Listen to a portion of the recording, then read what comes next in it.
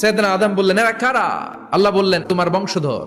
সাইয়েদনা আদম বললেন, আল্লাহ ওই যে একটা রূহ দেখা যায়, এটার নাম কি? এটা তোমার ছেলে দাউদ, সে দুনিয়াতে নবী হয়ে আসবে। সাইয়েদনা আদম বললেন, মাবুদ, আমার ছেলে দাউদের কত বছর হায়াত আপনি দিয়েছেন? আল্লাহ বললেন, মাত্র 40 বছর। সাইয়েদনা আদম বললেন, মাবুদ, এত ফুটফুটে সুন্দর আমার ছেলে দাউদ, মাত্র 40 বছর দিলেন কেন? আল্লাহ, আপনি বাড়ায় দেন, আল্লাহকে বাড়ানো যাবে না, লেখা হয়ে গেছে। সাইয়েদনা আদম বললেন, আমার 1000 বছর থেকে 60 বছর আমি আমার ছেলেরে দিয়ে দিলাম। আর আদম আলাইহিস সালাম পেয়েছিলেন 1000 বছর, 60 কমে গেলে রইল কত? 940 বছর পৃথিবীতে থাকার পরে মালাকুল মাউত চলে এসেছে, এসে বলল, জিইতু আন আকবাদা রূহাক, রূহ কবজ করতে আসছি। আদম আলাইহিস সালাম বললেন, রূহ কবজ করতে আসছো মানে? আমি বাঁচবো 1000 বছর। মালাকুল মাউত বললেন, না না, ওই যে আগের কথা স্মরণ করেন, আপনি 60 বছর দিয়া দিয়েছিলেন। কয়, না, আমি দেই নাই।